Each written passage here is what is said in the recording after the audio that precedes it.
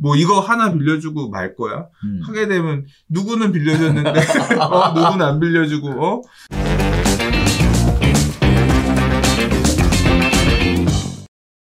좋아요와 구독하기는 사랑입니다. 네, 안녕하십니까. 2021년 8월 14일 한발 앞서 소식을 전하는 고품격 부동산 토크쇼 부동산 별별 수다에 오신 여러분을 환영합니다. 오늘은 시작할 때 멘트를 안 꾸렸습니다. 그리고 날씨가 요새 찬바람이 살살 부는 게 조금 살만한 것 같아요. 그렇죠. 이제 입추가 지나면 이게 절기가 진짜 기가 막힌 것 같아요. 그러니까 바람이 바람의 온도가 달라져서 요새는 이제 잘 때 에어컨 안 켜고 자도 괜찮은. 좀 어떻게 보면 추워서 이제 이불을 덮고 자야 되는, 창문 열고 자면. 네. 그러니까. 네, 그런 바람이 쌀쌀해졌어요. 그러니까. 한 주간 어떻게 보내셨어요? 이 좋은 날씨에. 그냥 저는 계속 똑같이? 반복되는 삶인 것 같아요. 네. 해야 될 일 하고 싶은 일 하고. 저는 이번에 제주도 휴가 갔다 왔거든요. 네. 아, 묻지 않았는데 대답해서 죄송합니다. 선물 감사합니다. 그러니까. 제주도 휴가 갔다 왔거든요.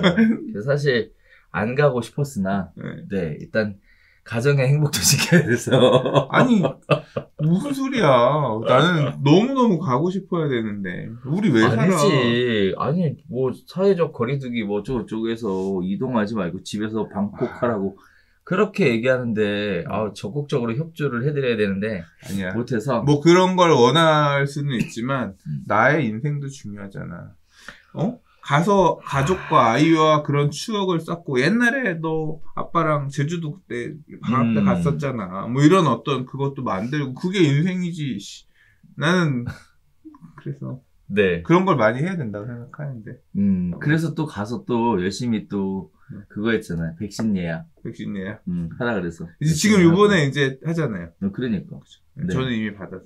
그러니까. 그래서 하라 그래서 또 그것도 하고 있고. 아무튼 바쁘게 보냈습니다. 네. 저는 지난주에 다이어트 했어요.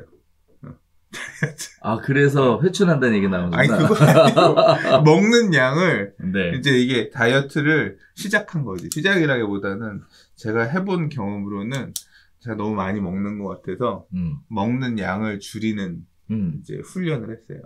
그 제일 좋은 건 뭐냐면, 1일 1식이야. 1일 1식을 하면서 밥을 좀 먹는 양을, 위를 좀 줄여놓으면, 그다음부터 이제, 먹는 양이 많지 않아도 배가 불러지거든요. 일주일간 1일 1식. 너무 힘들면 점심을 반만 먹고 저녁 반 정도 더 먹고 뭐 이런 식으로 해서 일주일을 버텨냈어. 어제 사실 대단하다. 이제 어제 그거에 대한 축하 기념 술이야. 근데 위를 늘리는 제일 좋은 방법은 또 술이야. 왜냐하면 배가 불러도 계속 들어가거든. 아무튼 그거를 일주일 동안 해가지고, 막, 지난 일주일간은 어떤 느낌이었냐면 그런 게 있어요. 이게 탄수화물이 안 들어가니까 머리도 안 들어가고, 생각도 안 들어가고, 삶에 의욕이 안 생겨. 뭘 해야지 이런 생각도 없고, 그러다가, 오로지 먹을 거 생각만 하다가, 그런 일주일을 보냈네. 동물적이다. 이제, 한 주 그렇게 했으니까, 다음 주부터는, 오늘부터는 이제 조금 여유롭게 해야죠. 자, 오늘 별별수다 본격적으로 시작해 보도록 하겠습니다. 오늘 총 5가지 이야기를 가지고 나눠보겠는데요. 여러 가지 부동산 시장에 관련된 이야기라든지 또 정책에 관련된 이야기들이 포함되고 있으니까 끝까지 한번 시청해 보시면 좋겠습니다.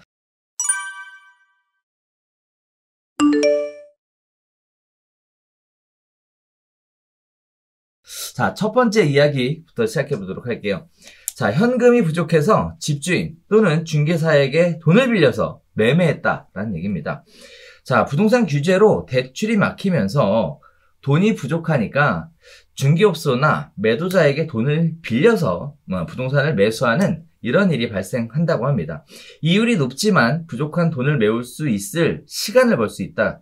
그리고 최근에는 강남에서 시작했던 부분들이 중저가 아파트까지 유행이 번지는 중이다 라는 얘기입니다. 자, 정책에 적용이 되면서 점점 더 심해지고 있는 부분인데요. 지난달부터 규제지역에서 6억 원 이상 주택에 대해 총부채 원리금 상환 비율 40%를 적용하고 있습니다. 이에 더해서 은행들의 총량 규제도 강화되고 대부분의 은행들이 대출 한도를 추가로 줄이고 있는 상황입니다. 즉 대출이 안 된다는 얘기죠. 자, 거기에 따라 시장에서 이런 반응들이 생기고 있는데요. 일단 시세보다 저렴한 금매로 나온 물건들에 대해 수요자들의 관심이 올라가고 있는데요. 이렇게 금매로 나온 매물의 경우에는 잔금 기간이 촉박하다라는 특징을 가지고 있습니다. 또 주택담보대출이 다 나오지 않아서 돈을 당장 마련하기 어렵기 때문에 시세보다 저렴하게 나왔음에도 불구하고 사기 어려웠는데요. 중개업소에서 근저당을 설정해 부족한 비용 1억 3천만 원을 빌려줄 테니까 나중에 갚는 조건으로 거래를 진행해보는 어떻겠냐라는 제안이 있고요. 또 이율은 연 15%가량, 그래서 경우에 따라 무이자부터 20%까지 다양하게 이율이 책정되기도 합니다. 또 상환 기간은 3개월에서 1년 정도로 길지 않게 설정을 하고 있고요. 차입금 규모가 크거나 상환 기간이 길수록 이율을 많이 받는 경우가 많고요. 반대로 이율이 낮을수록 중개 수수료를 키우는 경향을 가지고 있습니다. 자, 이와 같은 내용들에 대해 근저당을 설정하거나 또는 약정서를 작성하는 형태로 진행된다라는 건데요. 즉 부동산 매매를 위해 사금융 형태를 이용하는 매매가 점차 유행화되고 있다라는 겁니다. 중개하시는 분들 입장에서는 매매 거래를 성사시키면 중개 수수료를 받을 수 있는 데다가 자금을 빌려준 것에 대한 이자까지 챙길 수 있기 때문에 굉장히 유리한 입장이다, 이런 얘기도 하고 계시는데요. 다만 빌려줄 돈이 없는 경우 또는 빌려줬다가 문제가 생기는 경우 들은 고려를 좀 해봐야 되겠죠. 자, 이 같은 사례는요, 재건축, 재개발 주택에서도 흔하게 발생하고 있습니다. 특히 관리처분 인가를 앞두고 있어서 이주비 대출이 예정된 주택을 매매하는 과정에서는 흔히 발생한다고 하는데요. 거래하고 얼마 지나지 않아 이주 공고가 나면 금융권이나 시공사로부터 이주비 대출을 받을 수 있기 때문에 빚을 빠르게 상환할 수 있기 때문이라고 합니다. 자, 그 외에도 부동산 시장에 대한 이야기들이 계속 나오고 있습니다. 서울 아파트 거래가 하루에 10여 건밖에 안 된다. 그래서 금융위기 때보다 심한 거래 절벽이다. 서울 거주자의 아파트 원정 거래가 올 상반기 32,420건으로 역대 최고다. 상반기 서울 다세대 빌라의 25%는 30대 이하가 매입을 하고 있다. 대부분 다 증여형 부동산이다. 수도권 전세가율이 6년 3개월 만에 최저 가격을 형성하고 있다. 즉 매매값 상승 착시 효과다. 경매로 내 집 마련하는 부분들이 많아서 경매시장이 불장이다. 이런 식의 헤드라인 뉴스도 같이 포함되고 있습니다. 자, 더불어서 제가 얼마 전에 낸 책에 보면 사실 첫 번째 이 얘기가 나오거든요. 돈도 빌려주고 거래도 성사시켜주고 이자도 받고 많은 얘기들이 나오긴 하는데, 자, 어쨌든 제도권 대출이 막히면 자금 수요는 자연스럽게 사금융으로 갈 수밖에 없는 것 같습니다. 문제는 이 사금융에 대해 사실 조심해야 될 부분들이 굉장히 많다라는 건데요. 매도자 입장에서는 빌려준 돈을 다 받지 못하지 않을까에 대한 부분들, 약정서가 이행될지, 근저당이 말소가 될지에 대한 부분들, 매수자 입장에서도 이렇게 돈을 빌렸을 때에 대한 추가 부담이 늘어나는 부분들, 그리고 또 정해진 기간 내에 잔금을 또는 상환을 못했을 때 리스크들, 중개사 입장에서도 돈을 빌려줬을 때 혹시 다 돌려받지 못하는 경우들, 다양한 리스크들이 존재하고 있음에도 불구하고 사금융이 굉장히 활성화되고 있다라는 얘기인데요. 자, 시장과 더불어서 사금융 이런 얘기 많이 접해보셨죠, 선생님들? 요새도 많은가 봐, 이게?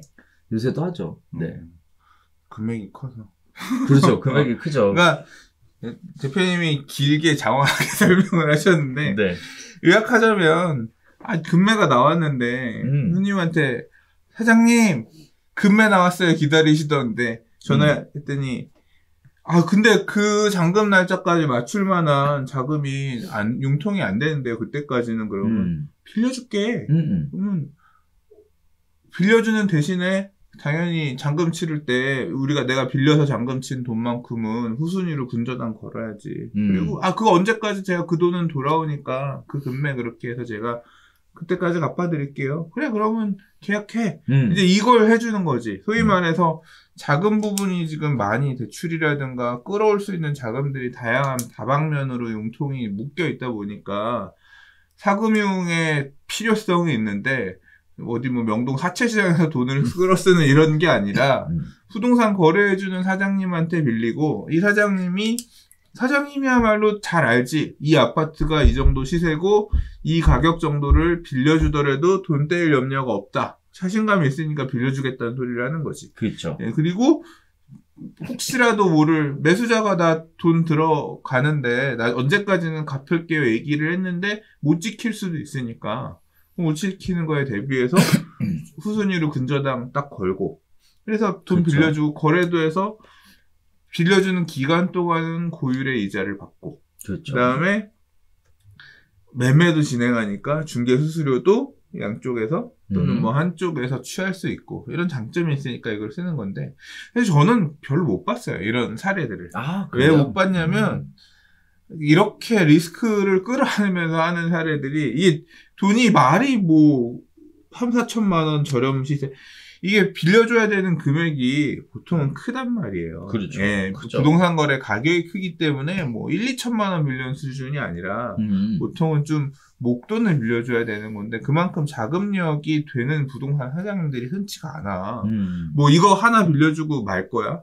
하게 되면 누구는 빌려줬는데 누구는 안 빌려주고 이게 그래서 이렇게까지 되는 일들이 흔치는 않았는데 있긴 있었어요. 제가 이제 주로 봤던 경우는 지금 기사에서 보면 강남에서 이런 일이 빈번하게 있다가 지금 뭐 타 지역으로 넘어가고 있다고 하는데 제 생각에는 솔직히 잘 모르겠고 진짜 그런지는 주로 저는 어느 동네에서 봤냐면 이런 식의 영업을 할아버지 부동산들이 옛날에 많이 했어요. 네, 그냥 우리 중개인 이런 분들 있잖아요. 그러니까 그때는 일상화됐던 거야. 전세를 구할 돈이 없는데 그럼 뭐 일수하듯이 월세 뭐 이런 식으로 전세 얻고 그다음에 내가 빌려줄 테니까 전세 얻고 그 전세 금액 월세 내야 되는 돈처럼 나한테 월세처럼 이자로 해서 내 나중에 뭐 이런 식의 개념으로 해서 빌려주거나 그러니까 개념 자체가 이런 빌려주고 그거에 대한 고율의 이자를 받고 하는 형태들을 옛날에 중개 사장님들이 조금 그렇죠. 그렇게 전세는 아니었고 매매할 때 이제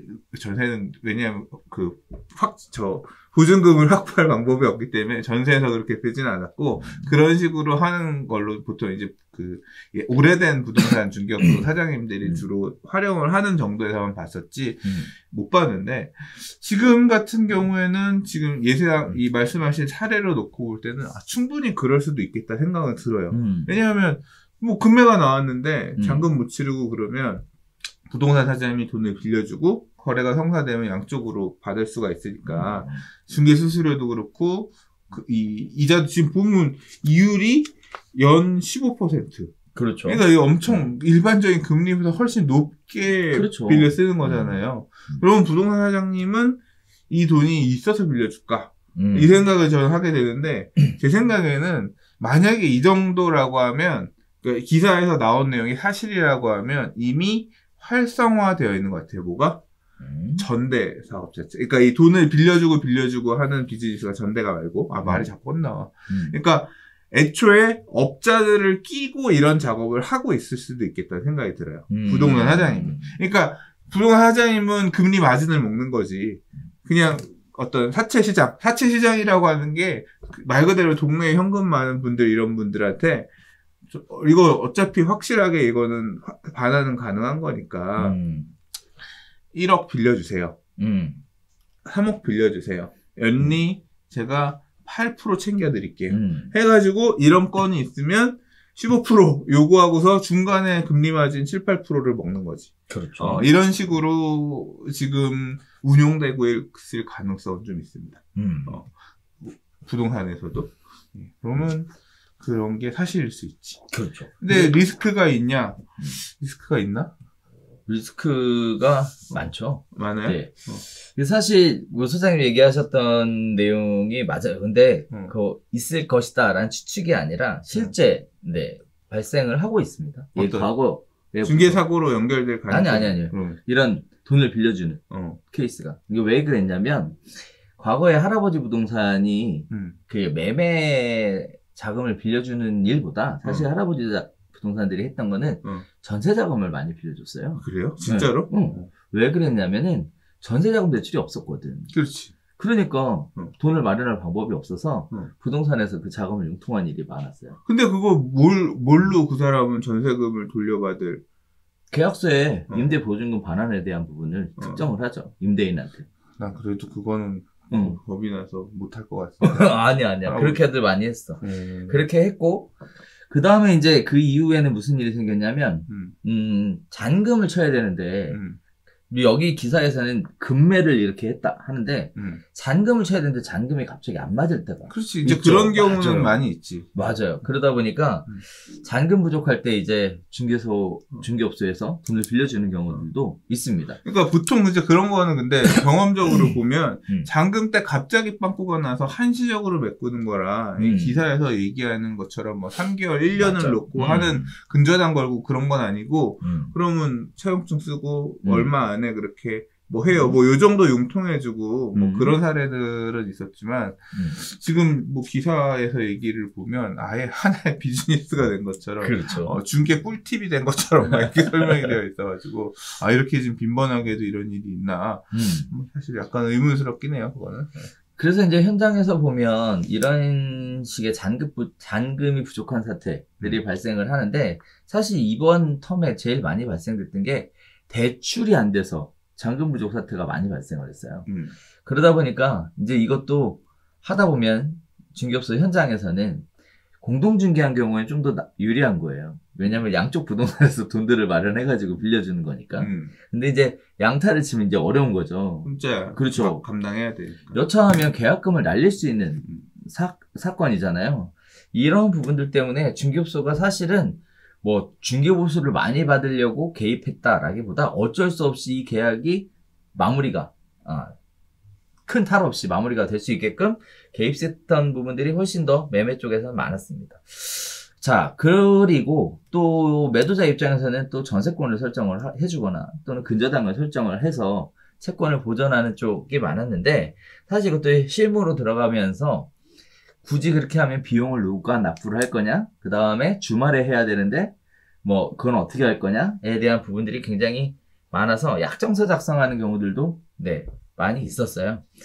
자, 이런 부분들이 이제 적용을 하다 보니까 점점 이제 어떻게 보면 원치 않았던 사금융이 부동산 매매 자금에 흘러 들어가는 이런 형태들이 띄긴 했었는데 기사에서 얘기하는 거는 이거는 마치 중개업소가 돈을 벌려고 돈을 뭐 거래를 하려고 돈을 막 일부러 빌려주는 것처럼 이렇게 포장은 되고 있는 것 같아서 맞지 않아? 그거는 좀 아니에요. 그렇게 생각하면 안 돼. 왜냐면 돈이 없어요.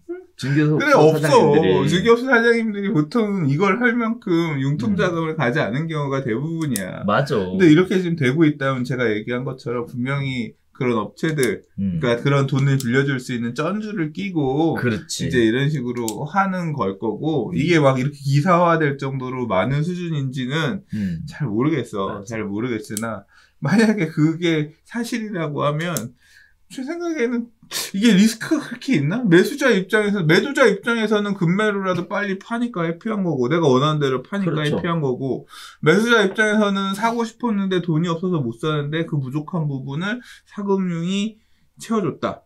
사금융을 길게 쓰지는 않을 거니까 높은 15%짜리 금리를 요즘 시절에 누가 오래 쓰겠어요. 그렇죠. 최대한 빨리 갚고 끝내야지.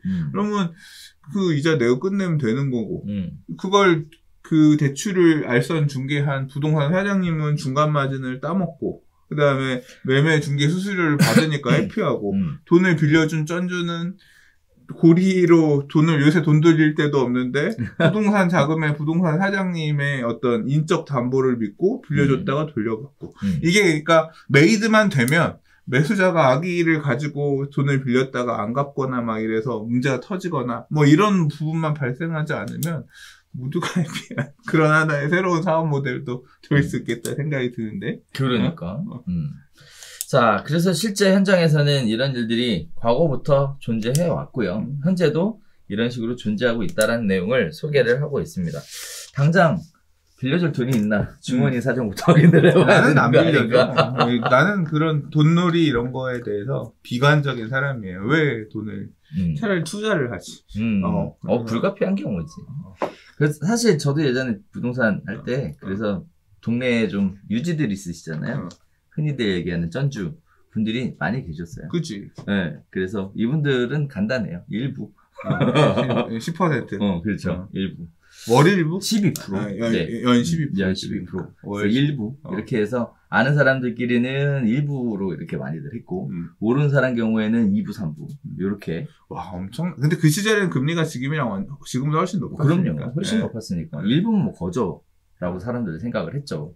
그때는 예금 금리도 뭐 훨씬 높았던 시절이니까. 그래서 그런 부분들이 있었습니다.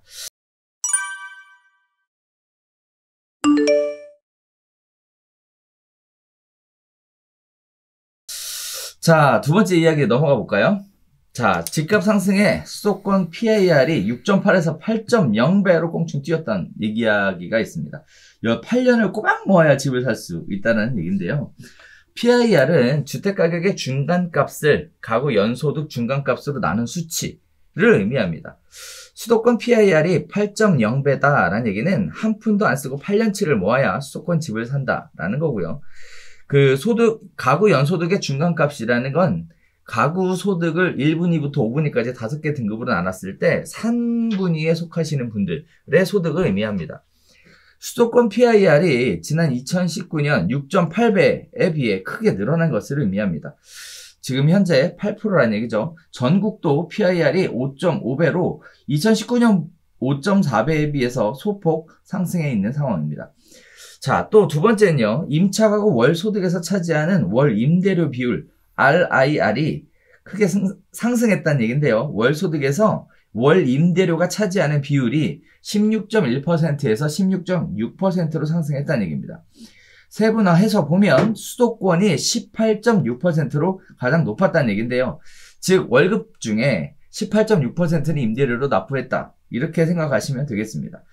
자, 생애 최초 주택 마련에 걸리는 시간은 7.7년이라고 해요. 그래서 2014년 이후 7년 안팎을 유지해 왔다가 지년에 큰 폭으로 뛰어 올라서 지금은 7.7년이 걸린다고 합니다. 자, 주택 보유 열망이 높아져서 87.7%가 내 집이 필요하다라고 하고 있대요. 자, 이러한 부분들에 대해 또 최저 주거 기준 미달 가구의 비중은 2019년 5.3%에서 2020년 4.6%로 감소했고요. 1인당 주거 면적은 2019년 32.9제곱미터에서 2020년 33.9제곱미터로 소폭 상승했다고 합니다. 공공임대주택 만족도도요, 93.5%에서 94.4%로 상승하게 되면서 주거의 질적 수준이 향상되었다라고 정부에서는 이야기를 하고 있습니다. 총 7가지 이야기를 나눠봤는데요. 1, 2, 3, 4에 대한 얘기는 없고요. 5, 6, 7에 대한 이야기를 가지고 주거의 질적 수준이 향상되었다. 이렇게 얘기하고 있습니다. 돈을 한 푼도 안 쓰고 모을 수 없고요. 주담대를 통해서 기간이 단축할 수 있지만 불가한 상황이죠. 소득 증가분에 비해서 임대료 상승이 더 많이 올라가는 부분들에 대한 언급은 없었고요. 집가 상승으로 인해서 생애 최초 주택 마련에 어려움이 지속적으로 가중되고 있습니다. 그래서 지금 수도권 외곽으로 빠져나간다는 얘기가 나오고 있죠. 자, 주택 보유 열망은 경기가 올라가면서 상승하지만 경기가 하락할 때는 동반 하락한다는 특징도 가지고 있어서 사실 87.7%가 내 집 마련이 필요하다라고 얘기하는 부분들은 경기에 따라 상당히 유동적이다라는 것도 확인해 볼 수 있겠습니다. 자, 질적 수준이 향상됐다라는 얘기가 지금 정부에서는 자축하는 의미로 이 통계를 가지고 이야기를 하고 있는 것 같은데 어떻게 보셨습니까? PIR이 8.0이 되었다라는 내용에 대해서. 사실 정부의 자화자찬 이런 건 별로 이렇게 의미를 두고 볼 필요는 없는 얘기인 것 같고요. 네. 사실 뭐 그거 관심 있는 사람은 없잖아. 네. 앞에 있는 내용이 핵심인 것 같은데 네. 기사에서도. 그러니까 결국 이 집값은 올랐는데 소득은 덜 올랐다. 그렇죠. 뭐 그런 얘기고 지금 월 임대료 비율 RIR 같은 경우도 임대료는 올랐는데 소득은 덜 올랐다. 그래서 그렇죠. 2%가 다 늘어났다는 얘기인 거잖아요. 그래서 결국은 임대료 부담하는 것도 힘들고 그다음에 집을 사는 것도 좀 더 어려워졌고 그렇죠. 예, 뭐 그랬다라고 딱 요약하면 될 것 같아요. 그러면 이게 무슨 원인일까? 그 원인은 뭐 잘 알지. 맨날 이제까지 지겹게 했던 얘기고 그런 내용들의 결과물이 이렇게 나타나고 있다. 현실에 대해서 지금 통계 자료들이 이렇게 얘기를 해주고 있다는 얘기고. 이 PIR을 낮춰야 된다는 얘기는 정부도 그렇게 생각하고 우리도 그렇게 생각하죠. 그러니까 그렇죠. 부동산 가격을 올라가는 것이 개인의 나로서 싫지는 않은데 또 사회적인 목적을 위해서 이렇게 부동산 가격이 소득이라든가 이런 거에 현실에서 동떨어진 상태로 높게 가면 안 된다는 거에 대해서 이 사회가 정상적으로 유지되기 위해서는 공감을 하지. 다만 어떻게 구현할 것이냐에 대한 방법에 대한 방법론적인 측면에서 지금 정책들의 실기에 대해서 되게 얘기를 하고 있는 거고 부작용들에 대해 얘기를 하고 있는 거고 나타나고 있다고 보고 있는 거죠. 임대료가 소득에 대비해서 임대료가 급격하게 상승한 이유는 뭘까?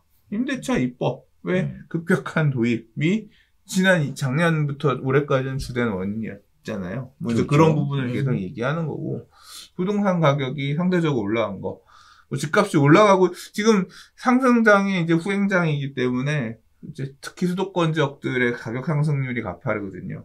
상급지보다는 중하급지의 상승률이 되게 가파른 시기가 지금 이어지고 있는 상황인 건데 그게 계속 이어지면서 지금 평균값을 주택가격 중간값을 계산하다 보니까 밑에 가격들은 두터워지면서 올라가고 있다 보니까 집값은 올라가는 걸로 통계에 잡히는데 소득은 지금 올라간다고 보기가 쉽지가 않죠. 왜?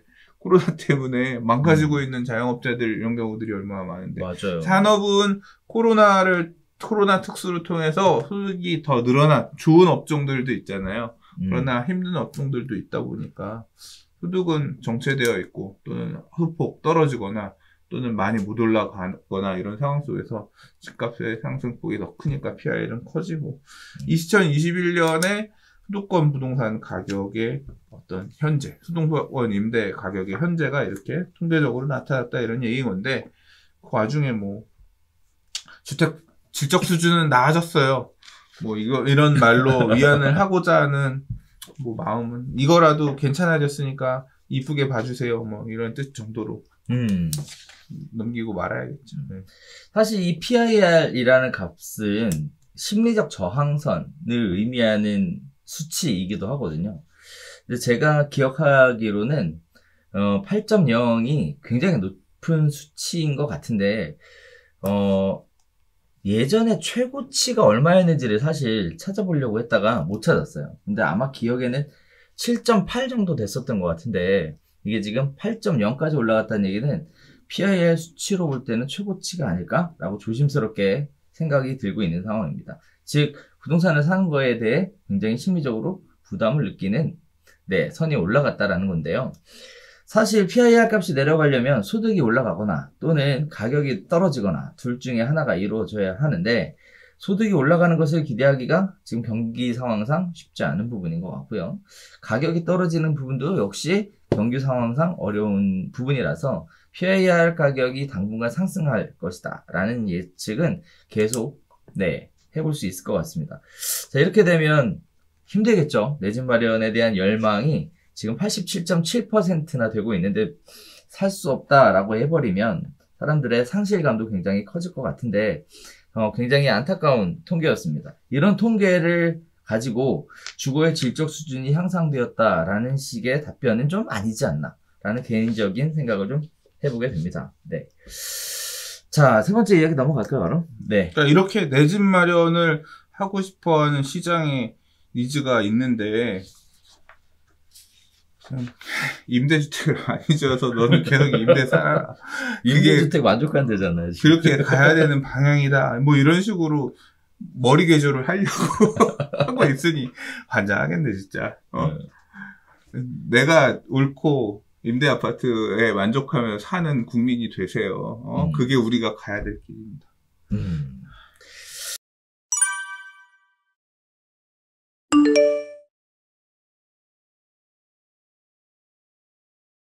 자, 세 번째 이야기 가보겠습니다. 우리가 별별수다 하면서 수차례 언급했었던 내용입니다. 지역주택조합 안 좋다, 하지 말라 라고 얘기했는데 이번에 초대형 사고가 또 터진 것 같습니다. 자, 관련된 내용들을 예전에도 올려드렸더니 덧글에 무슨 소리냐, 지주택 좋다라고 하는 덧글이 올라오더라고요. 그래서 깜짝 놀랐습니다. 자, 관련된 내용을 가지고 그래서 혹시나 하는 마음에 다시 한번 준비해봤는데요. 어떤 사고가 터졌는지 같이 한번 보겠습니다. 자, 지주택 사고가 또 터졌습니다. 취득 토지 명의가 조합이 아닌 건설사다라는 게 문제가 됐다라는 건데요. 도대체 무슨 문제인가 한번 보게요. 김포의 455A지구 통합 사우스 카이타운 조합과 A 업무 대행사 B 건설사의 자회사가, 자, 여기서 중요한 얘기가 나와요. B 건설사의 자회사가 업무 대행사예요. 조합원에게 받은 조합비를 사업부지 매입에 사용해 왔는데 해당 토지의 명의가 조합이 아닌 B 건설사로 뒤늦게 드러났다는 겁니다. 자, 이들은 사업 인가가 거절될 줄 알면서도 의도적으로 사업 신청을 한 뒤에 거절됐으니까 수천억 원의 추가 부담금이 필요하다라고 해서 조합원들에게 추가 부담금을 요청을 했고요. 거기에 따라 조합원들이 지금 난리가 난 상황인데요. 김포시는 이 부분에 대해서 방관하고 있다는 얘기입니다. 자, 순서대로 정리해보면 이렇습니다. 2015년에 4호 A구역 약 6만여 평을 도시개발 방식으로 개발하고 이 가운데 3만여 평의 택지를 조성해서 3,000세대의 아파트를 공급하겠다라는 사업이에요. 자, 시행사는 조합원 무려 2천여 명을 모집했습니다. 또 해당 구역에 거주하던 조합원 500명을 추가해서 총 2,500여 명의 조합원이 가입한 상태입니다. 지난 6월 사업시행인가 서류 접수와 함께 시공사 변경 과정에서 조합과 시행사의 부실이 밝혀졌는데요. 조합원은 조합비로 평균 1억 원씩 총 1,900원을 부담했는데 조합과 시행사는 이를 조합이나 신탁사 명의가 아닌 비건설사의 명의로 토지를 사들였다는 겁니다. 즉 조합이 보유한 토지는 한 평도 없다는 겁니다. 조합과 시행사가 사업 신청 기본 요건, 즉 사업 승인 신청자인 조합이 토지 소유권 95% 확보, 중요한 숫자 나오죠. 95% 조차 마련하지 않았으면서 사업 신청을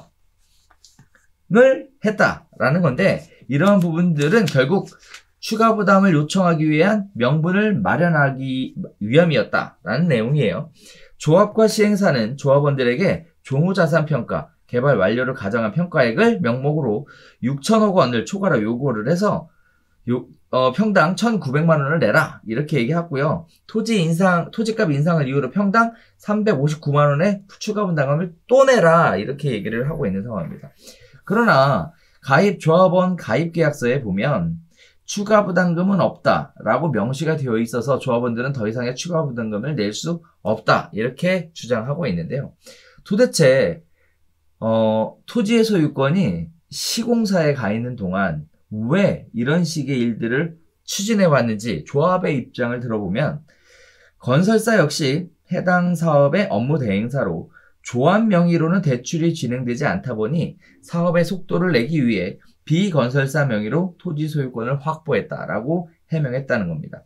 비건설사가 토지를 취득할 경우 오히려 사업 리스크를 1차적으로 건설사가 감당하는 만큼 장단점이 있다. 다만 토지비가 과거 4년 전에 비교해 급격하게 증가하면서 토지 취득가액에 조성원가 등을 감안해 조합의 부담이 일부 있을 수 있다. 조합이 다시 건설사를 통해 매입하는 과정에서 불필요한 절차와 비용이 낭비돼 조합원의 피해로 이어질 것이다. 이렇게 이야기들이 나오고 있습니다. 김포시는 지주택 관련 사업은 비법인 사단인 조합이 해야 할 업무로 개입할 이유가 없다라고 선을 긋고 있는데요. 여기서 중요한 얘기예요. 문제가 생기면 관이 해결해 줄 것이다. 기대하시는 분들도 계시는데 아니다라는 거죠. 자, 지난해 전남 여수의 한 지주택 조합장이 토지 소유권 이전을 건설사로 등기해서 배임 명의로 고발한 것과 유사한 사건입니다. 지주택 하지 말라고 수없이 강조하고 또 강조하고 또 강조하고 별별사에서 수차례 얘기했는데, 도대체 이 2천여 명의 분들은 무슨 생각으로 또 지주택을 가입하셨는지 참 생각하면 아찔아찔하고요. 또 피해 사례가 발생했다라는 사실에 가슴이 아픈 상황입니다. 문제 발생의 원인이 과연 무엇일까 다시 한번 생각해보지 않을 수 없는데요. 여기서 또 중요한 내용은 싸고 좋은 곳은 없다라는 얘기는 좀 같이 드리고 싶습니다. 지주택 사건이 또 터졌어요. 꽤 커요, 이번엔. 근데 아직 지금 완전히 터졌다고 할 수는 없잖아. 진행 중이지. 터졌죠. 이거는 확실하게 터진 거 맞죠? 왜 터졌냐면, 안 지은 건 아니잖아. 왜 터졌냐면 소유권을 시공사에서 갖고 있잖아요. 그럼 결국은 조합원 명의로 돌려야 되잖아요. 조합원 명의로 돌릴 때 결국 거기서 소유권 이전에 관련된 비용이 추가로 또 부담되는 거니까. 뭐 그렇게 터졌다라고 하면 또 터졌다고 할 수 있는. 그렇죠. 그러니까 잘못된 건 잘못된 거죠. 원래 내가 돈을 내서 샀으면 그러니까 딱 이 내용이 너무 복잡한데 그냥 간단하게 정리를 하면 내가 저기 땅이 괜찮은 거 보이는 게 있어서 저 땅을 사서 저기다가 빌라를 짓고 싶어. 그래서 나는 할 줄 모르니까 컨설팅하는 우리 조영진 대표님한테 왜 또 나야? 부탁을 했어. 저 땅 사서 저기다 빌라 좀 지어주세요. 오케이, 돈 내놔. 그래서 돈을 줬어. 그랬더니 빌라를 그 땅을 사면서 건설회사 이름으로 산 거야. 맞아. 야, 씨발 돈 내가 냈는데 왜 건설회사 이름으로 땅 돼 있어? 아, 그거 나중에 일을 하려고 하면 복잡하니까 나중에 돈 복잡하고 나중에 대출 이거 짓는 과정에서 대출이 키려고 하면 네 이름으로는 안 나오고 건설회사 이름으로 하면 잘 나오니까 그래서 그렇게 해놓은 거지. 집 져서 너한테 결국은 주긴 줄 거야. 뭐 지금 이 얘기하고 있는 그렇죠, 거잖아요. 맞아요. 그러니까 야 씨발 그건 그거고 돈은 내가 냈으니까 돈이 더 들더라도 내 이름으로 한 다음에 갔어야지. 그건 아니지. 지금 이걸 주장하고 있는 거예요. 조합원분들은. 여기까지가 지금 터진 사고인 겁니다. 그래서 왜 그러면 문제가 뭐냐. 불안하잖아. 그리고 정당하지 않잖아. 그렇죠. 나중에 너 줄 거야가 아니라 지금의 과정에 당연히 내 걸로 돼 있어야 되는데 그게 진행이 안 된 거니까. 맞아요. 그걸 바로 잡아야 되는 거지. 그거에 대해 이의를 제기하고 있는 거고 내가 여기 조합원이라고 하더니 또 열받을 것 같은데. 물론 저는 여기에 조합원 일리가 없습니다. 왜? 이런 데 투자하지 않으니까. 네. 왜 투자하지 않느냐? 당장 본 것처럼 되게 리스키하잖아요. 사업 자체가 토지를 확보해서 가야 되는 거고 서로 앞으로 이행해 가야 될 수많은 과정들이 있는데, 그러니까 그 이행을 사업 주체가 해야 되고 그거에 대한 대가로 나는 비용을 지불해 가면서 사업이 가야 되는 건데 이 리스크가 너무 커. 그래서 말 그대로 이거는 투자야. 재물을 던지는 거야. 투자가 던질 투의 재물 자체인데 던지는 건데 너무 막 던지는 그런 느낌이 많아. 그리고 뭐 얘기한 것처럼 사고 사례도 너무 많고 그러다 보니까 지연되는 부분도 있고 재개발 재건축도 오래 걸리잖아. 건이 달라요. 그렇지. 재개발 재건축은 어차피 내가 가진 땅에다가 하는 사업이기 때문에 사업이 얼그러지면 내 땅은 있잖아. 그렇죠. 그래서 거기에다 내가 빌라를 짓든 뭘 하든 이 땅을 가지고 다시 뭘 하든 우리 집 가진 사람들끼리 모여가지고 다시 도시 재생 큰 빌라를 짓든 가로주택 정비 사업을 하든 내가 주체적으로 할 수 있잖아. 근데 이건 그게 아니잖아요. 그걸 남한테 맡겨서 돈을 주고 나는 손 빨고 기다려야 되는 구조이기 때문에 구조적으로 되게 불리하다고요. 리스크가 크다고요. 맞아요. 그리고 지역주택 조합을 가입하면 제일 큰 문제는 뭐냐면 기회비용 손실이 크다니까요. 조합원 자격 유지를 하기 위해서 딴 걸 못해요. 야 이 지역주택 사업이 너무 늦어지니까 이 개발 사업이 이 정확하게 지역주택 조합 사업인지 지금 왜냐하면 사업 방식을 도시개발 사업 방식이라고 했기 때문에 내용은 좀 더 확인은 해봐야겠습니다만 아무튼 조합원 자격 요건이 있단 말이에요. 그걸 유지를 해야 되는데 이거 생각보다 늦어지는데 이거 그냥 다른 거 아파트 그냥 사고 난 이거 말아야겠다 이 판단을 하고 움직이고 싶어도 이게 빠져나가지를 못해요. 그래서 딴 걸 못 사. 그렇게 기회비용 손실하는 경우도 많거든요. 그래서 항상 지역주택조합 사업은 되게 달콤하지. 야 건설회사 이 개새끼들이 시행사 이 개새끼들이 얼마나 폭리를 남겨먹는지 아냐? 그래서 우리가 직접 지으면 그 폭리를 우리가 먹을 수 있으니까 엄청 싸게 지을 수 있는 거야. 그럼 말도 안 되는 얘기를 가지고 홀린단 말이에요. 그래서 주변 시세 10억? 우리는 직접 지으면 5억에 돼. 맞아. 그런 기준으로 홍보관을 만들어서 올려가지고 여러분들을 구렁텅이로 몰아넣어요. 근데 하지 마세요. 하지 마세요. 지주택 관련해서 주택법 개정으로 현재 토지 소유권 얼마나 확보됐는지 이런 부분들을 공시하도록 그렇게 되어 있죠. 그럼에도 불구하고 공시된 걸 본 적이 없어요. 자, 토지 소유권을 95% 확보해야 된다라는 것이 가장 어려운 숙제고요. 보시는 것처럼 가입계약서에 추가 부담금은 없다라고 명시했음에도 불구하고 지금 현재 평당 1,900만 원의 추가 부담금을 납부해라. 더불어서 토지값이 인상됐으니 토지 매입을 위해 평당 359만 원을 더 내라 라는 식의 추가의 부담금 요구를 또 한다라는 겁니다.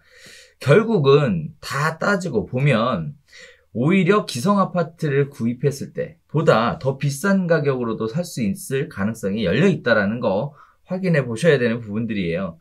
마치 선생님 얘기하셨던 것처럼 그 모델하우스 가면 안 하면 안 될 것 같이 여기 현혹되게 이야기들을 하고요. 최근에 부동산 경기가 뜨거우면서 지주택 관련된 홍보관이 엄청나게 많이 생겼습니다. 거기에 따라서 피해 사례가 계속 늘어날 것 같은데 도정법에서 보장하고 있는 재개발이나 재건축 사업도 기본 10년 가는 게 기본이다라고 하는데요. 주택법에서 수용에 대한 또는 매도 청구에 대한 부분들이 굉장히 약한 상황에서의 사업은 훨씬 더 길게 갈 수 있다는 것도 한 번쯤 확인해 보시고 접근해야 하셔야 되는 내용이라고 생각이 됩니다.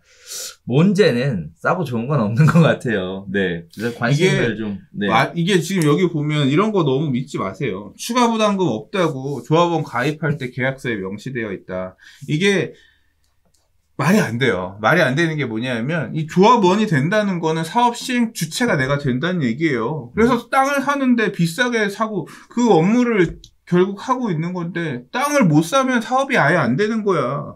그렇잖아. 그러면 사업하는데 비용이 앞으로 늘어날 수도 있고 추가 부담금 내가 처음에 가입할 때 들어간 금액 이상 없다고 했으니까 나는 안 낼래. 그러면 조합 입장에서는 사업을 안 하겠다는 얘기밖에 안 되는 거야. 사업을 하려면 결국은 추가 부담금을 내고 가야 되는 거죠. 이 약정을 스스로 포기하고 가야 되는 방법밖에 없거든. 안 내겠다고 하면 그러면은 지불을 못 하는데 추가적인 사업을 하기 위한 돈을 못 쓰는 건데 어떻게 더 진행이 안 돼? 더 진행이 되겠어요. 그래서 그 과거에 이런 사례는 있어요. 그러니까 이 추가 부담금이 없다가 판례로서 받아들여진 사례들이 뭐냐면 1차 조합원, 2차 조합원 뭐 이런 것들을 모집하면서 토지를 지불하면서 그러니까 조합원이 그냥 된 게 아니라 내가 갖고 있던 땅을 조합에 출자하고 이거를 싸게 팔고 대신 여기에 조합원으로 들어간 조합원들이 있어요. 그런 사람들한테는 이런 것들이 그래서 나중에 들어온 조합원하고는 달라서 왜냐하면 땅을 싸게 줬으니까 그 기준으로 그렇게 받아들여진 사례는 있는 걸로 아는데 대부분의 경우는 이 내용이 의미가 없어요. 그리고 특히 이런 도시개발 사업 이런 데들 같은 경우는 빈 땅이라든가 상대적으로 그렇지 않은 경우들이 많기 때문에 그러니까 뭐 정답으로 딱 제가 답을 정해 드리는 게 아니라 이런 내용들은 결국은 다 법률적인 분쟁으로 갈 거고 재판 가서 판결로서 결과가 나눠질 내용들입니다. 그렇기 때문에 뭐 딱 기다 아니다는 아니지만 기본적으로는 되게 지금 명시를 했다고 해서 내가 이 내용 때문에 더 추가 부담금을 내지 않아도 된다라고 맹신하시지는 말라는 얘기예요. 제가 경험적으로 본 지역주택조합 사업은 추가 부담금이 한 번에서 안 끝나요. 1차 추가 부담금, 맞아, 2차 추가 부담금, 3차 추가 부담금, 심지어는 입주할 때 가서 4차, 5차.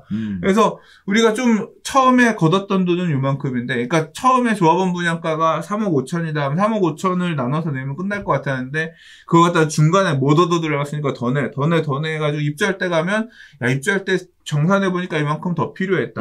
조합원이니까 내야 돼. 그런 구조거든요. 재개발, 재건축 사업도 마찬가지예요. 조합원이니까 입주할 때 가서 우리 정산해보니까 우리가 예상했었던 관리처분 내용에 비해서 돈을 더 썼어.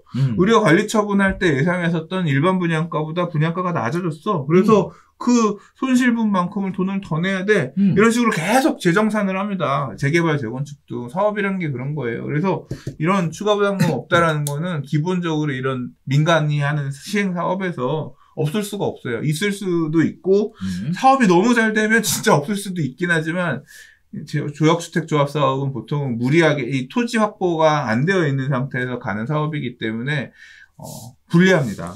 얻기가 쉽지가 않아요. 그렇기 때문에 맹신하지 마시라 이 얘기를 좀 드리겠습니다. 제가 또 마지막으로 하나 더 부탁드리고 싶은 거는 그래? 그럼 나 명의 이전 해서 빠져나와야겠다. 이렇게 생각하시는 분들이 또 계시겠죠. 명의 이전도 무료가 아닙니다, 이거. 네. 그래서 일정 비용을 납부해야 명의 이전을 해주겠다. 이렇게 얘기하는 경우도 있고요. 조합원 가입이 되게, 그걸 내가 조합원을 팔고 나가고 싶어도 팔기도 쉽지 않아요. 맞아요. 네. 왜 그러냐면 이 조합원 자격이 아까 까다롭다 그랬잖아요. 조합 설립되는 시점 기준으로 해서 인근 지역에 거주하는 이 조합원 자격을 딱 맞춰놨어요. 그게 내가 팔 그때 그 시점에 무주택자 또는 뭐 특정 맞아요, 규모 맞아요. 이하의 소규모 주택 가진 사람만 조합원이 되는 게 아니라 나랑 동일한 지위, 과거에 조합 설립되는 시점으로 가서 그 시점부터 계속 무주택 또는 그 정해진 기준을 갖춘 사람만 살 수 있기 때문에 조합원 변경도 그렇게 생각보다 원활하지 않거든요. 그러니까 털고 나오기도 되게 쉽지 않은 구조예요. 뭐 그 업무 처리를 하는 데서 또 비용을 또 요구하는 경우가 있다는 얘기인 거네요. 네네네, 맞아요. 그러니까 가급적이면 발을 안 담그는 게 좋다. 그러는 발을 담궜으면 이제 기도를 해야 돼. 빨리 되기. 빨리. 자, 지주택 관련돼서 계속 경고의 메시지를 드렸음에도 불구하고 이러한 사건, 사고가 지속적으로 발생하는 것들을 보면 참으로 마음이 안타깝습니다. 자, 뭐 문제가 발생된 것들은 조속하게 해결됐으면 하고요. 또 더 이상 문제가 발생하지 않게끔 네, 한 발 좀 물러 떨어져서 객관적인 시각으로 살펴봐 주시면 진심으로 감사하겠습니다.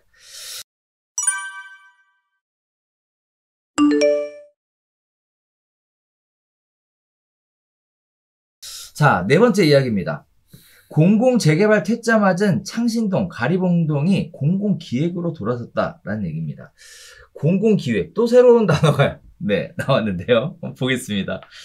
창신동 재개발 추진위 공공재개발 사업을 추진했으나 도시재생지역이라는 이유로 퇴짜를 맞았답니다.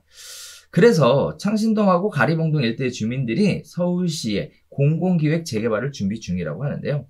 퇴짜 맞은 이유가요. 서울 도시재생 지역들은 주거 환경의 노후화가 심각하다며 앞서 공공재개발 공모 신청을 추진했으나 서울시는 도시재생 예산과 공공재개발 예산이 중복 지원된다는 이유로 배제를 시켰습니다. 자, 그래서 서울시 공공기획 민간재개발 공모를 9월 달에 하고요. 거기에는 도시재생지역을 포함하겠다라는 얘기가 나오고 있어요. 그래서 서울시가 공공기획 민간재개발이라는 걸 하겠다라는 건데 결국은 도시재생지역은 이 부분들이 출구 전략이다라고 생각을 하고 있고요. 거기에 따라 현재 추진위가 공모 접수를 위한 주민동의서를 준비하고 있는 상황이라고 합니다. 공공기획 재개발이란 공공기획 재개발은 서울에서 추진하는 민간 재개발 사업 제도입니다. 민간이 주체가 돼서 재개발을 추진하되 사업 초기에는 서울시가 개입해서 정비계획의 공공성을 반영한다라는 식인데요.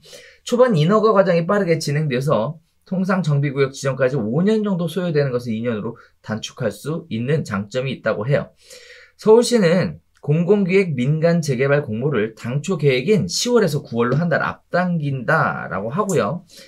개발과 정비를 포함하는 2세대 도시재생을 선포하며 재개발 연계형 사업을 통해 도시재생 구역에도 공공기획 재개발을 허용하기로 했다고 합니다. 과거의 도시재생하고 지금 공공기획 재개발은 전혀 다른 개념이 적용되는 거예요. 자, 창신동, 가리봉동 외에 전체 도시재생지역 20곳 가운데 13곳이 공공기획 민간재개발 공모 신청을 고려 중인데요. 숭인동, 서계동, 구로 1구역, 장위 11, 13구역, 동자동, 자양 4동, 불광 1동, 신림 4구역, 행촌동, 상도동 등이 그 대상이라고 합니다. 자, 서울시는 공공기획 민간재개발을 통해서 5년간 매년 2만 5천 가구를 공급한다는 목표로 25개에서 30개 구역을 선정한다는 계획인데요. 자, 여기 재밌는 얘기들이 계속 쏟아져 나오고 있습니다. 아, 요새는 헷갈려 죽겠습니다.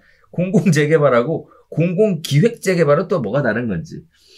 공공기획재개발의 장단점은 어떤 것들이 있는지 이런 부분들을 시청자분들께서 궁금해하실 것 같은데요. 어떻게 보셨습니까? 요약 좀 해주시죠, 시장님. 그러니까 이게 말이 헷갈려가지고 저도 처음에 뭔 소린가 했어요. 뭔 소린가 했는데 별 내용 아닙니다. 예. 별 내용 아니고요. 원래 공공재개발이라고 하는 거는 작년에 대책에서 처음 얘기가 나왔죠. 서울에 정비 예정 구역들이 많이 있는데, 그러니까 사업을 추진하려고 서울시의 재개발 기본계획 안에 세워는 놨는데 포함은 되어 있는데 사업성을 이유로 사업이 못 가고 있던 곳들이 있다. 여기를 갖다가 좀 활성화하기 위한 주택공급 활성화 지구라는 거를 주택법 안에 새로 지정을 해서 이 주택공급 활성화 지구를 지정하면 용적률이라든가 건폐율이라든가 이런 것들을 좀 완화해서 할 수 있게끔 제도를 만들고 이 사업이 안 가고 있던 기존의 사업 추진하던 재개발 구역들을 공공이 개입해서 공공사업 시행자가 사업을 추진해서 가게끔 해주겠다라고 하는 데서 출발한 게 공공재개발이에요. 그래서 작년 9월에 공공재개발 후보지 선정을 했고요. 그러니까 그 공모를 했고요. 올해 1월하고 3월에 2번 그래서 공공재개발 후보지 선정을 했습니다. 추진하고 있죠. 여러분들 잘 알고 계시는 뭐 흑석 2구역 이런 곳들이 이제 이런 것들을 받아가지고 지금 공공재개발을 가겠다. 후보지 선정돼서 지금 하고 있어요. 근데 올해 4월에 서울시의 오세훈 시장이 이제 서울시장 야당이죠. 올해 당선이 되면서 뭘 했냐면 민간 재개발 활성화, 민간 재건축 활성화 이런 내용들을 공약으로 내걸었고 그리고 이제 딱 되자마자 바로 이제 내놓은 게 뭐냐면 재개발을 다시 한동안 가동이 안 되던 재개발을 다시 가동하겠다. 이 얘기를 했어요. 근데 그러면 재개발을 앞으로 민간 재개발, 그러니까 민간이 사업 시행 주체가 되는 재개발 사업을 그러니까 사업 시행 주체가 된다는 얘기는 뭐냐면 사업 시행자가 공공재개발은 LH, SH 등 공사예요. 얘네가 땅을 갖고 가서 관리 처분도 하고 다 하고 나중에 집 져서 주는 이런 개념이면 민간 재개발은 그 사업 주체가 누가 되는 거냐면 LH, SH가 되는 게 아니라 우리가 조합을 만들어서 법인을 등록하고 조합이 사업 주체가 되는 거예요. 그러니까 그런 민간 재개발을 활성화하겠다라고 해서 연간 뭐 25,000호 그래서 앞으로 5년간 13만 원 정도를 그 민간 재개발 사업을 통해서 다시 하게끔 하겠습니다라고 오세훈 시장이 발표를 했었잖아요. 근데 그 내용에 지금 뭐가 붙은 거냐면 공공기획이 붙은 거예요. 민간 재개발인데 니네 맘대로 하는 게 아니라 또는 니네가 해갖고 온 거를 우리가 잘 검토해서 해주겠다는 얘기가 아니라 그냥 니들은 사업 주체만 돼. 기획은 우리가 다 해줄 테니까 우리가 하라는 대로 해. 그렇게 하면 빨리 할 수 있을 거야. 라고 하는 공공기획 재개발을 하겠다는 거예요. 그러니까 민간 재개발의 이름이 그냥 공공기획 민간 재개발 이름으로 바뀐 거라고 보면 돼요. 근데 그러면 어디에 할 거냐? 원래는 공공재개발할 때는 과거의 도시재생사업. 도시재생사업이라는 건 다시 설명을 하면 뭐냐면 창신동이니 뭐니 이런 지역, 도시재생지역이라고 이름 붙은 지역들은 뭐냐면 과거의 재개발 사업 등을 추진하다가 여러 가지 사유. 근데 주로 많은 사유는 주민들이 우리 재개발 안 할래요라고 해서 해제한 경우들이 많아요. 주민들이 해주세요 요청을 해서 해제한 경우들도 많이 있거든요. 이런 해제 지역들이 니네 재개발하기 싫다 그래서 도시 재생한다며. 그래서 돈 줘가지고 도시 재생 사업을 한 거야. 창신동 이런 지역들 같은 경우는 뭐 선도 지역 이런 거 지정해가지고 또 되게 막 박원순 서울시장 시절에는 언론에도 많이 홍보해가면서 도시 재생 사업을 했던 곳이죠. TV도 나오고 홍보 자료도 많이 뿌리고 했던 곳인데 이 지역이 그렇게 도시 재생하라고 했는데 다시 우리 공공재개발 할래요라고 넣으니까 야 니들은 재생한다고 해서 우리가 재생지역으로 선정도 해주고 돈도 줬던 곳이잖아. 근데 어떻게 바로 다시 재개발하겠다 그래? 안 돼! 라고 해서 이 지역들은 배제하고 공공재개발 구역들을 정했거든요. 근데 이번에 공공이 기획을 해서 하게 되는 민간 재개발에는 이런 도시재생 지역으로 정해졌던 곳들도 재개발 구역으로 지정할 수 있게끔 기준을 바꾸겠다 했다는 그 얘기예요. 그래서 앞으로는 이런 전면 철거 방식의 정비 사업인 재개발 방식으로도 도시재생을 하겠다. 도시재생은 원래 굉장히 큰 범주의 얘기입니다. 그러니까 페인트에 벽화 칠하는 것만 도시재생이 아니라 재개발 사업도 도시재생의 범주에 있어요. 다 얼고 짓는 재건축 사업도 도시재생의 범주 안에 있는 겁니다. 그래서 이제 제2세대 도시재생을 선포하며 재개발 연계형 사업을 통해서 도시재생 구역에도 공공기획 재개발을 허용하기로 했다. 그러니까 재개발 사업을 도시재생 사업 했던 곳에도 하게끔 지정해 줄 수 있게끔 가능성은 놓겠다 그런 얘기입니다. 그렇죠. 근데 저는 역시나 이 공공기획이라고 하는 말이 계속 마음에 안 들어요. 이 공공기획이라고 하는 개념은 이미 몇 군데에서 사례가 있습니다. 흑석 11구역이 이제 공공기획이 들어가서 만들어졌고 그 다음에 지금 추진하는 시장님은 지금 변경됐지만 사실 이 노선은 그대로 박원순 시장님 시절에 하던 걸 이어봐서 하고 있는 거예요. 뭐 달라진 게 없어요. 그러니까 이게 지금 이름을 바꾸고 앞으로 개수를 이만큼 많이 하겠습니다라고 발표한 것만 바뀐 거지 이 뼈대는 이미 박원순 시장님 시절에 다 발표했어요. 그 시절에 뭐 진희선 행정부시장이 나와서도 열심히 얘기했었고, 그래서 나온 곳들이 예를 들자면 금호동 3가 1원, 옛날 금호 21구역이 해제됐던 지역이 시범사업지로 선정돼서 금호 21구역 해제됐던 곳이랑 상계 5구역이 공공기획 요 내용으로 선정이 돼가지고 지금 추진하고 있거든요. 상계 5단지랑 이 금호 21구역 후보지랑. 그리고 앞으로 이제 그 방식대로 가서 보면 이게 공공기획이라고 하는 게 결국 뭐냐면 단지를 쪼개는 거예요. 그래서 밖으로 여는 거죠. 아파트 단지를 그 금호 21구역 해제됐던 금호동 3가 1원도 가서 그 기본 계획 살펴놓은 걸 보면 아파트 이 택지를 4등분 해가지고 잘라서 이 외부의 사람들이 오갈 수 있는 보행로들, 공원길 같은 걸 만들어요. 그 단지가 다 열리는 거죠. 네, 이제 그런 식으로 택지들을 다 쪼개서 외부 사람들이 이용할 수 있는, 이제 이게 결국은 이 기획 안에 그런 부분들이 다 반영이 될 겁니다. 어느 필지는 뭐 주차장은 외부에 개방을 해라라든가, 어느 필지는 상가는 외부에 닿게끔 하라든가, 이제 그런 내용을 주입시키는 이 기본 계획들을 수립하고 이걸 받을 경우에만 사업이 가게끔 그렇게 가는 재개발인 거죠. 맞아요. 예, 그래서 저는 그게 싫다. 개인적으로는 싫다라는 거였고, 앞으로 받아들일 거냐. 그런 방식의 재건축은 아마 받아들이기가 쉽지 않을 거다. 또 기준이 바뀔 때까지 버티지 않겠냐, 뭐 그런 식으로 말씀드렸고, 재개발은 이거라도 감사합니다라고 하면서 받을 가능성이 크다.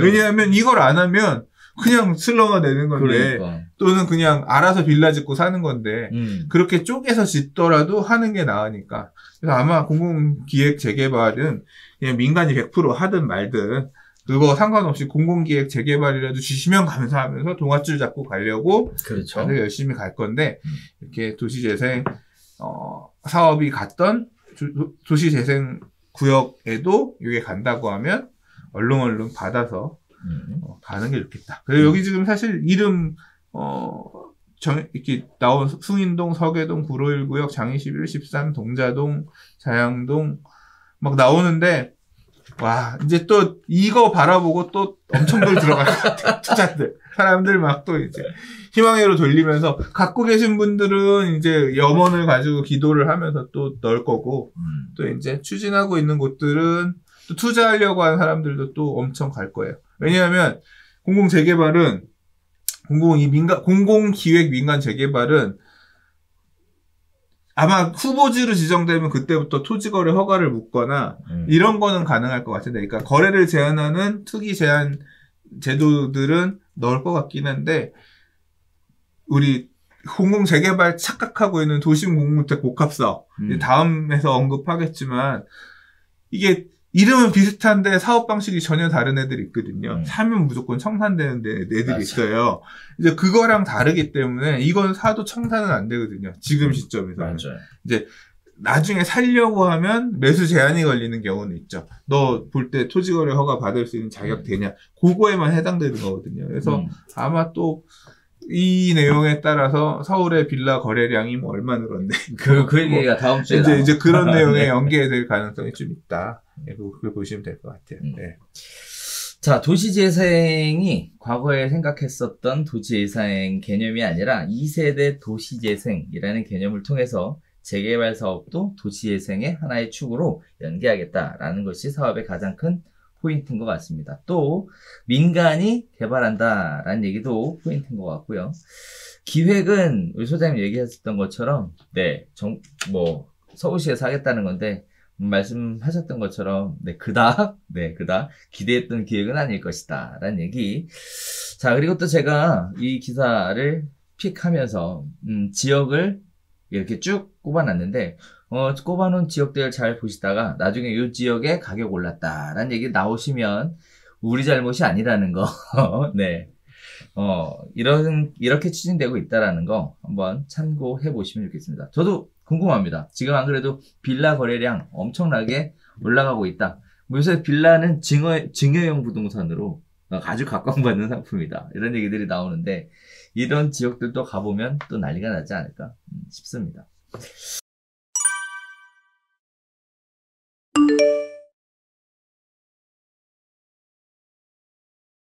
자, 5번째 이야기 가보겠습니다. 오락가락 부동산 정책을 비웃은 공공개발 투기에 관련된 얘기입니다. 입주권 불허 적용 시점이 늦춰지면서 13일에 투기 규제 공백이 발생하게 되었죠. 38곳에서 무려 767건의 투기 의혹 거래가 발생했다는 겁니다. 입주권 제한 시점 변경인데요. 2월 4일날 발표할 때 2월 5일부터 산 사람은 다 안 줄 거야 했다가 2월 5일부터 6월 14일까지는 실수요자 거래가 그래서 사실상 중단되었습니다. 그러다가 6월 15일날 국회에서 입주권 불허 시점을 6월 29일자로 지금 날짜를 확 넘기게 되면서 16일부터 28일까지 입주권을 투자할 수 있는 시간이 만들어졌죠. 그 당시에 정부는 큰 문제는 없을 것이다. 이렇게 이야기를 했습니다. 그럼에도 불구하고 6월 16일부터 28일까지 사업 후보지 52곳 중 38곳에서 총 767건의 다세대 및 연립주택 거래가 이루어졌는데요. 입주권을 주지 않는 시점을 당초 2월 5일에서 2월 29일로 늦췄기 때문에 13일 동안 입주권 투기를 할 수 있는 공백기가 생겨서 가능했었던 일이다라고 합니다. 공공주도 개발 사업을 추진하던 정부와 더불어민주당이 입주권을 불허하는 시점을 늦추는 과정에서 수도권 일대의 투기성 거래가 크게 늘어난 것으로 확인된 건데요. 무리하게 재산권을 제한하다가 반발이 생기니까 원상복구하는 허술한 정책이 투기 세력 유입에 빌미를 주었다라는 지적이 지배적입니다. 인천 부평구의 십정동 D빌라는요. 6월 18일부터 불과 닷새 동안 20채 중 13채가 거래됐습니다. 자, 그리고 매수자들은 계약서를 쓴 지 1~2일 만에 소유권 이전 등기까지 마쳤고요. 동암 역세권도요. 6월에 74채가 거래돼서 700명 안팎으로 추산되던 기존 토지주의 10% 넘는 투자자가 새로 유입이 되었는데요. 이사 공급 대책에서 전체 토지주 10%의 동의를 받을 경우 후보지 예비구역 지정이 가능하도록 했기 때문에 외부 투자자 의사만으로도 사업이 추진이 가능해져 버렸습니다. 정부가 추진하는 공공주도 개발에 동의하라는 독려문까지 곳곳에 붙고 있는 상황입니다. 은평구 일대는 이런 부분들이 심해지다 보니까 최근에 가격도 굉장히 많이 올랐고요. 투기성 거래가 후보진의 집값을 끌어올려 향후 보상 규모가 크게 불어날 수 있고 한 사람이 소유하던 빌라를 여러 명에게 비싼 가격에 팔리면서 보상금과 보상을 위한 필요한 입주권 수가 늘어나기 때문에 사업성 저하에 대한 우려가 계속 나오고 있습니다. 인천 제물포 역세권 후보지입니다. 한 건물 한 동에 12채짜리 빌라가 한 채만 남기고 모두 소유주가 바뀌었습니다. 6월 19일 7,200만 원의 빌라를 매입해서 22일 날 등기를 한 후 24일 날 7,300만 원에 다시 매도를 했어요. 이틀 사이에 1,000만 원을 건진 셈이라고 합니다. 이를 매입한 사람은 또 4일 만에 입주권 제한 시점이 하루 전 28일 날 소유권 이전 등기를 마쳤다라고 합니다. 자, 입주권 제한 시점이 오락가락하면서 시장에 다양한 일들이 벌어지고 있는데요. 정부 여당이 아마추어 식으로 대책을 성급하게 추진하면서 투기 세력에게 여지를 주었다라는 부분이 굉장히 지배적입니다. 네, 뭐 그렇게 과열된 것은 없다라는 정부의 발표는 이 숫자를 보면 아닌 것 같습니다. 또 세제 정책도 최근에 오락가락하죠. 원룸이나 빌라 등 비아파트 임대주택을 신규 등록을 전면 폐지하고 기존 임대사업자의 양도소득세 중과 면제 혜택을 폐지하는 방향으로 정책을 노선했다가 임대사업자에게 주어진 혜택이 사실상 없어지면서 가뜩이나 불안한 주택 임대시장에 부담이 가중될 것이라는 논란이 커지자 또다시 뒷수습에 나섰습니다. 재건축 이전 실거주 의무에 이어서 임대사업자 세제 혜택 폐지까지 잇따라 철회하면서 설익은 대책으로 시장 혼란과 정부의 부동산 정책에 대한 불신을 키우고 있다는 지적이 지금 연일 쏟아지고 있는 상황입니다. 정부의 부동산 정책 문제점을 보여주는 단편적인 예일 것 같은데요. 굉장히 안일한 태도들을 보여주고 있습니다. 이럴 거라는 걸 충분히 예상했을 것 같은데요. 위에서는 최근에 선거 공약하면서 시끄럽게 떠들고 있고 아래서는 공무원 투기뿐만 아니라 이런 투기 세력의 유입으로 시장의 정부의 정책에 비웃고 있는 상황입니다. 일하는 사람이 없는 게 문제인 건지 아니면 진짜 집가 상승에 대해 다들 윗선에서 관심이 없는 건지 참 의문스럽지 않을 수 없는데요. 어떻게 보셨습니까? 13일 만에 벌어진 이 어마어마한 제 생각에는 그냥 별일 아니에요. 기사에서 막 엄청 문제가 있는 것처럼 얘기를 했는데 네네. 애초에 뭐 이 정부가 계속 그랬지 뭐. 이게 아니고요. 그러니까 되게 무리한 정책을 내놨어요. 2021년 2월 4일 이후에 앞으로 추진하게 될 공공주도의 여러 사업들, 도심 공공주택 복합사업이라든가 공공 직접 시행 정비 사업, 이건 앞서 얘기했었던 공공재개발, 공공기획, 민간재개발하고는 또 다른 거예요. 또는 이제 소규모 주택 정비법에 딸려 있는 몇몇 사업 방식이 있어요. 공공이 주도하는, 아무튼 그런 거 할 때 그 대책을 2021년 2월 4일에 내놨으니까 오늘 이후에 사는 거래들은 다 청산되게끔 하겠다. 사지 말아라. 일종의 겁을 준 거예요. 엄포를 놓으면서 대책을 그렇게 내놨는데, 어떻게 법을, 그 대책에 따른 영향을 그 대책에서 엄포를 놓은 것처럼 어떻게 입법을 할 거냐. 입법이 쉽지 않을 텐데, 그리고 소급에 대한 문제가 지적이 나올 텐데, 라고들 당시에도 얘기를 했었죠. 실제로 입법을 하려고 보니까 문제가 발생을 하지. 그러니까 애초에 알고 아마 얘기를 했을 거예요. 어차피 이렇게 엄포라도 놓으면 그 엄포 때문에 무서워서 못 사지 않겠냐 생각을 해서 이제 그렇게 대책을 발표했을 거라고 생각은 하고요. 실제로 이제 그러면 어떻게 입법을 할 거냐. 그래서 지금 얘기 나온 게 내용을, 그 대책에서 나왔던 내용들을 시행하기 위한 법들을 계속 만들어 왔고, 이게 국회에서 이제 충분히 다 논의가 되고 통과하려고 하니까 거기에 갖춰진 내용은 뭐냐면, 그 해당 입법안을 국회 본회의에 의결하는 날짜. 그때부터는 이제 효력을 발휘할 수 있게끔 하니까. 그 시기가 6월 한 29일이었던 거예요. 그 시점도 정해지지 않았다. 이제 6월 29일 정도에 회의에 의결에 통과될 것 같으니까, 그러면 그날 이후부터 소유권이 변경되는 애들. 그러니까 그날 이후에 취득한 애들은 다 청산. 이런 식으로 해서 날짜가 늦춰진 거죠. 그러니까 애초에 말은 한번 번복이 된 거야. 2021년 2월 5일부터였는데 그게 6월 29일로 구제가 된 사람이 엄청 많이 늘어난 거죠. 이미 여기서 한번 양치기 소년은 된 거야. 맞아. 근데 그 양치기 소년이 될 거라는 거는 알고 있었어.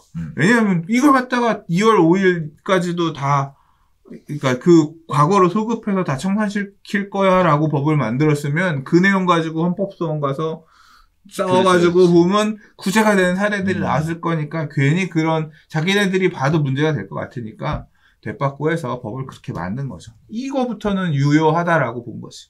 근데 이제 문제는 뭐냐면 그렇게 할 거예요라고 발표한 시점부터 실제 이제 입법 본회의에 올라가서 한 시점까지 한 보름 정도가 빵꾸가 났는데 이때다 싶어서 선수 선생님들이 가가지고 또는 이 구역 안에 물건을 여러 개 들고 있었던 사람들이 야 지금 이거 국회 본회의 통과하기 전까지 소유권 넘기면 우리는 2월 5일부터 다 빵꾸 날 줄 알았는데 지금 야 그 기간 동안 그 전까지만 넘기면 개별 분양 자격 된단다. 사는 사람들 개별 분양 자격 된단다라고 해서 지금 뭐 부평 10정동의 빌라 사람 같은 경우는 이게 왜 투기야. 억울했다가 갑자기 씨발 내 땅 다 뺏겨가지고 내 빌라 20채 지어가지고 살고 있었는데 전체에 대해서 아파트 한 채밖에 안 준다고 갑자기 발표해놓고 죽이려고 하다가 딱 풀리니까 야 그러면 빨리 이거 팔아서라도 개별로 팔아서 내 재산을 보전하자. 그거 한 거잖아. 이걸 어떻게 투기꾼으로 보라. 그러니까 그래서 기사에서 언급하는 부분, 물론 투기꾼도 있어. 투기꾼이라는 표현이 약간 애매하지만 아무튼 투자자도 있어. 살 수 있는 시간이 열렸으니까 지금 빨리 가서 사면 되라고 해서 간 사람도 있고 이렇게 그러니까 재산권 행사를 다 한 거야. 한 사람도 있고 또 야 구멍이 열렸으니까 가서 지금이라도 해서 내 집 마련 가자 하는 사람도 있고 무주택자가 사서 이 사업을 통해서 아파트를 받으려고 청약만 기다리는 게 현명한 내 집 마련은 아니잖아. 그런 사람도 있고 또는 이미 주택을 갖고 있지만 이걸 통해서 아파트를 한 채 더 늘리고 싶은 투자자도 있고 아파트를 많이 갖고 있는데 더 늘리고 싶은 투기꾼도 있고 아무튼 그런 부분들이 그런 촌극이 지난 2021년 6월 15일부터 28일 사이에 벌어졌다. 그래서 뭐 기사의 꼭지는 그거죠. 정책이 허술하니까 이렇게 그걸 활용해서 이윤을 취하려는 세력들이 들어가서 장난을 친다. 그래서 정책이 허술하다. 뭐 이것뿐만 아니라 임대차 대책도 오락가락하고 뭐 재건축 2년 대책도 내놓고 결국은 못 됐고 말이 많아서 정부가 그렇죠. 못났다. 뭐 이 얘기를 하고자 하는 건데 뭐 사실 뭐 그런 얘기는 별개의 얘기인 거고 뭐 이 내용은 결국 그 얘기입니다. 그러니까 입법 과정에서 공백이 한 10며칠 정도 있어. 그때를 활용해서 여러 사람들이 팔 사람 팔고 팔 사람 사고 그러면서 또 나름대로 자기 살 길들을 찾았다. 뭐 저는 비난하지 않겠습니다. 이거 아는 사람만 알고 공부한 사람들이 가서 쟁취했을 거니까. 근데 정부에서 정책을 만들 때 이런 일이 생길 거라는 걸 알고도 했지. 했을까요? 알고도 했지. 그냥 지금 나중에 한 말도 그렇게 많지 않을 겁니다라는 건 몰랐겠어. 이렇게 이 정도로 하는 게 나중에 어거지로 법 만들고 그 어거지로 만든 법 때문에 어거지로 법을 만들어서 그게 브레이크가 걸리면 전체 추진하는 취지 자체도 하나 깨지면 그 다음 거 깨지고 할 수 있으니까. 그러네요. 뭐 그러면 결국 정부 입장에서는 현재 이 상황을 지켜보면서 자화자찬을 할 수도 있다라는 생각이 들어요. 어느 미친놈이 지금 자화자찬을 해요? 왜? 그냥 하는, 자화자찬을 하면 아까 얘기했던 PIR8 이런 게, 거기서도 자화자찬했구나. 왜 그러냐면 그러나 주거 만족도는 좀 나아지지 않았어요. 뭐 그런 것처럼. 네. 왜 그러냐면 사실 지금까지 정책의 방향이나 흐름 이런 걸 보면 이런 생각을 했을 수도 있고요. 우리가 안 막았으면 더 올랐을 텐데 우리가 막아서 요만큼으로 막을 수 있었다. 이런 식의 생각들도 하시는 분들이 계실 것 같아요. 왜냐면 계속 지금 이렇게 흘러가고 있거든요.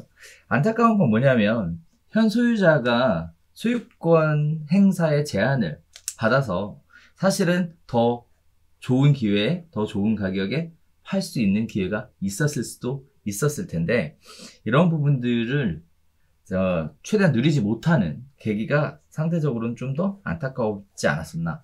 그리고 이러한 것들이 오히려 공부 열심히 하는 부동산 투자자분들에게 넘어가게 된 것들이 좀 안타깝지 않았나. 그러니까 결국은 부동산 공부 열심히 해야 되는구나 이런 생각도 들고요. 뭘 안타까워. 뭐 안타깝지 왜. 아는 만큼 버는 거야 원래. 안 팔 수도 없고 아니지 그런 뜻이 아니라 안 팔 수는 없고 팔아야 되는 상황인데 아는 사람도 결국은 뭐냐면 아는 만큼 대비를 해서 이 사람도 판 거 아니야. 뭔 소린지 모르고 가만히 있었으면 이 사람도 물렸을 거 아니야. 그건 아닌 것 같고. 아니 제도는 원래 개떡 같아. 나는 동의할 수 없는 제도들이야. 3년간 한시적으로 사유재산을 유린하는 이런 법을 만들어서 말이야. 아무튼 당사자들은 지금 되게 막 욕 나오는 경우들 많이 있을 거고, 또 바라는 분들도 많이 있을 거고, 갈등이 심화되겠죠. 그리고 정책이 오락가락하다는 얘기 이게 처음이 아니잖아요. 최근에 또 있었던 게 임대보증. 이건 오락가락이 아니지. 그건 이 정도는. 아니에요? 아 그래요? 이 정도는 오락가락이라고. 아니야. 그 얘기 말고. 재건축 2년 실거주 의무. 그 다음에 임대사업 세제 혜택 폐지. 그것도 임대보증. 임대사업 폐지는 오락가락이라고 생각하고 재건축 2년 실거주는 오락가락이 아니지. 그거는 정신 차린 거지. 개떡 같은 걸 만들려다가 야 이거 하면 우리 된다 생각하고 정신 차린 거지. 그런 거예요? 그런 관점으로 봐야지. 자, 그래서 오히려 이런 식의 시장의 혼란과 혼선을 통해서 사실 이득 보는 사람도 있겠지만 피해 보는 사람도 있는 것 같고요. 이런 부분들이 어떻게 보면 정책의 신뢰성을 떨어뜨리는 이러한 부작용으로 작용하는 거 아닌가 싶습니다. 이렇게 하니까 뭐라고 얘기하면 안 믿죠. 네. 자, 아무튼 정부에서 정책을 만드시는 분들은 조금 더 디테일하고 꼼꼼하게 명품 정책을 좀 만들어 주시면 어떨까라는 생각이 있습니다. 바라는 것도 많아. 많죠. 너 세금 얼마나 많이 내는데 이 정도를 못 바래. 네. 그럼 그렇게 했으면 좋겠고요. 또 한편으로 보면 이러함에도 불구하고 앞으로도 그러면 또 이런 생각을 해볼 것 같아요. 이분들은 집가 상승하는 거에 대해 진짜 관심은 없는 거구나. 그냥 하는 척만 하는 거구나. 이런 생각도 하게 될 것 같습니다. 저는 개인적으로는 왠지 요즘 분위기로 봐서는 후자인 것 같아요. 네.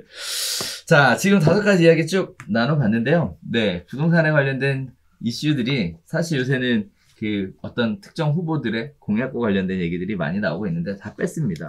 이유는, 별로 좋은 얘기가 안 나올 것 같아서 뺐고요. 시장이 돌아가는 상황들을 중심으로 해서 이야기를 나눠봤는데, 한 가지 분명한 거는, 수도권 중심으로 해서 시장은 굉장히 뜨거운 것 같아요. 그래서 첫 번째 이야기 잠깐 나눠봤는데, 몇몇 우리 회원분들한테도 여쭤보니까 엄청 뜨겁대요. 네. 그냥 통계가 나와, 그렇게. 지금. 그래요? 네. 엄청 뜨겁대요.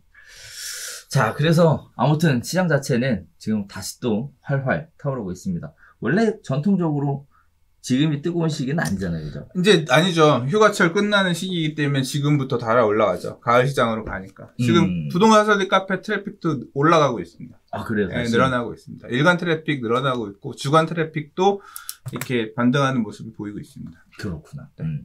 자, 저희가 준비한 소식은 여기서 인사드리도록 하겠습니다. 다음 주에 새로운 소식 가지고 다시 찾아뵙도록 할게요. 감사합니다. 와!